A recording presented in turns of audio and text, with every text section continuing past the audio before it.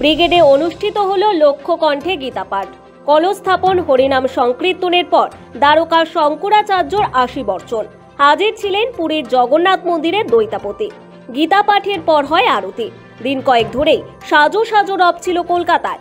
নানা রঙে সেজে উঠেছিল ব্রিগেড। বড়দিনের আগে রবিবার ছিল কলকাতার এক বড় ইভেন্ট। প্রশংসনীয় উদ্যোগ।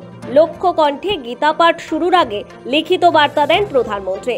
নিজে আসতে না পারলেও লক্ষ্য কণ্ঠে গীতা পাঠ কর্মসূচির আয়োজকদের শুভেচ্ছা বার্তা জানান প্রধানমন্ত্রী নরেন্দ্র মোদী।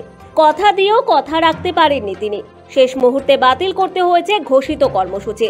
ব্রিগেডে লক্ষ্য কণ্ঠে গীতা পাঠের দিনও বাংলার বিজেপি মহলে সেই হতাশার রেশ। তাই কর্মী সমর্থকদের চাঙ্গা করতেই যেন মূল কর্মসূচির ঠিক আগের রাতে চলে আসে স্বয়ং নেতার বার্তা। ব্রিগেডে আসতে না পারলেও বার্তা পাঠান প্রধানমন্ত্রী নরেন্দ্র মোদী। সূত্রের খবর, আয়োজকদের সাফল্য কামনা করেন তিনি। এই অনুষ্ঠান আয়োজনের দায়িত্বে ছিলেন সনাতন সংস্কৃতি পরিষদ, মতিলাল ভারতীর্থ সেবা মিশন আশ্রম এবং অখিল ভারতীয় সংস্কৃত পরিষদের একাধিক সংগঠন। কিন্তু পিছন থেকে পরিচালনা করছে বঙ্গ বিজেপি। বাংলার বিজেপি শীর্ষ নেতাদেরও এদিন ব্রিগেডের মাঠে বসে গীতা পড়তে দেখা গিয়েছে। ১ লক্ষ কণ্ঠে গীতা পাঠ চলছে। এছাড়াও আয়োজন করা হয় সাংস্কৃতিক অনুষ্ঠানের। ২০টি ব্লক তৈরি করা হয়েছে। প্রত্যেকটি ব্লকে ৫,০০০ করে মানুষ বসার আয়োজন করা হয়। সাধারণ মানুষের কণ্ঠে গীতা পাঠ ধ্বনিত হয়। এই অনুষ্ঠানের সূচনা করেন শঙ্করাচার্য। বিজেপির তাবড় নেতারা ব্রিগেড প্যারেড গ্রাউন্ডে উপস্থিত ছিলেন।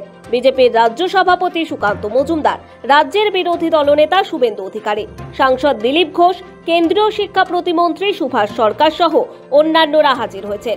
তারা কেউ এই মঞ্চকে রাজনৈতিক বলে দাবি করছেন না। বাংলার মাটিতে এহেন উদ্যোগ আরো বেশি করে হওয়া উচিত বলেই মনে করছেন তারা। গীতা পাঠে উপস্থিত দ্বারকার শঙ্করাচার্য বলে দেন, বাংলায় বিভাজনের ষড়যন্ত্র চলছে, এক হতে হবে। हिंदुओं को विभाजित करने के बहुत प्रयास हो रहे हैं। सुरक्षा करने की, चिंतन करने की, समझने की आवश्यकता है।